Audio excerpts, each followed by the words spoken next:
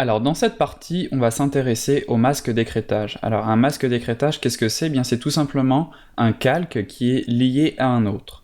Donc ça va nous permettre de faire toutes sortes d'effets puisque vous voyez que dans Photoshop, on a par défaut une pile de calques, donc c'est très linéaire, et parfois on va avoir envie d'appliquer un calque uniquement à un autre ou à un groupe de calques et ne pas faire en sorte qu'il affecte tous les calques en dessous. Donc c'est vraiment à ça que servent les masques d'écrêtage. Donc on va voir tout de suite comment les utiliser. Alors, comme je vous le disais, un masque d'écrêtage, ça peut être affecté autant sur un calque normal que sur, par exemple, un calque de réglage. Alors, pour vous montrer, je vais faire un nouveau calque, donc en cliquant ici sur la petite icône pour créer un nouveau calque, et je vais créer un masque d'écrêtage. Alors, comment créer un masque d'écrêtage? Il y a 3 façons de faire. La première, c'est tout simplement de faire un clic droit et de cliquer ici sur « Créer un masque d'écrêtage ». Et donc en faisant ceci, vous voyez que mon masque s'indente un peu vers la droite ici et que j'ai une petite flèche qui me montre qu'il est donc lié cette fois-ci au calque d'en dessous. On voit également que le calque ici, donc le nom du calque a été surligné, donc ça nous indique bien que c'est ce calque ici qui est affecté par le masque au-dessus.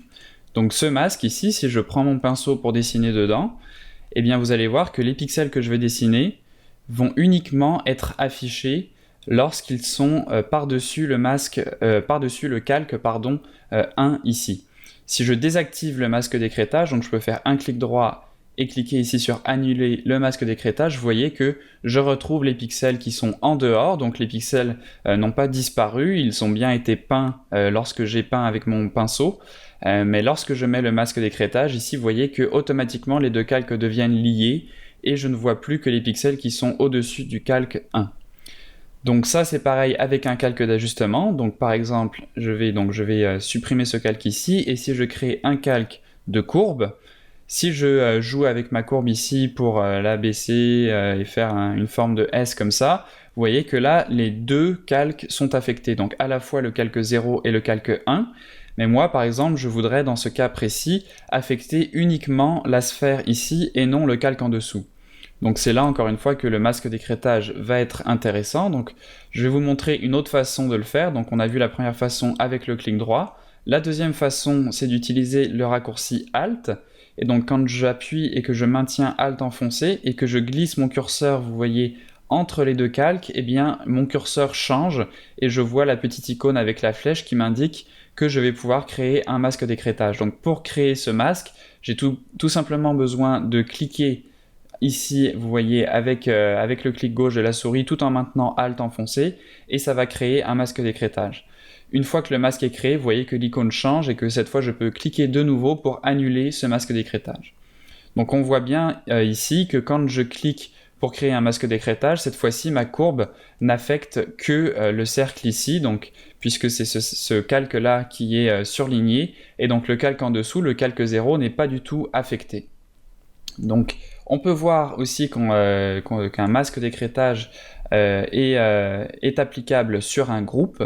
Donc là je vais dupliquer ma sphère ici en maintenant Alt et en cliquant et en glissant pour dupliquer le calque. Donc là je me retrouve avec deux calques.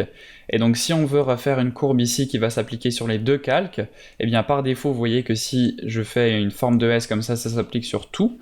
Que si je fais un masque d'écrêtage, eh bien ça va s'appliquer uniquement sur le calque directement en dessous, donc le calque que je viens de copier. Et donc si on veut appliquer un calque en fait avec un masque d'écrêtage sur plusieurs calques d'un coup, eh bien on peut faire un groupe.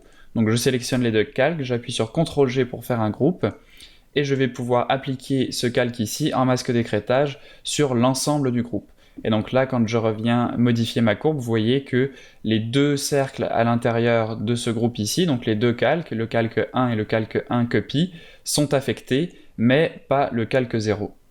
Donc voilà pour le masque d'écrêtage. Je vais finir en vous montrant la dernière façon d'utiliser, en fait d'activer le masque d'écrêtage. Et bien c'est tout simplement avec le raccourci clavier CTRL-ALT-G, et vous voyez que automatiquement ça va activer et désactiver le masque d'écrêtage.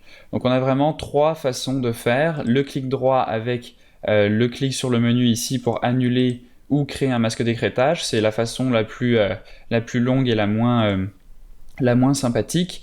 La deuxième, donc avec le raccourci clavier Alt, clic entre les deux calques. Et la troisième avec le raccourci clavier CTRL-ALT-G, qui nous permet donc d'activer ou de désactiver le masque d'écrêtage.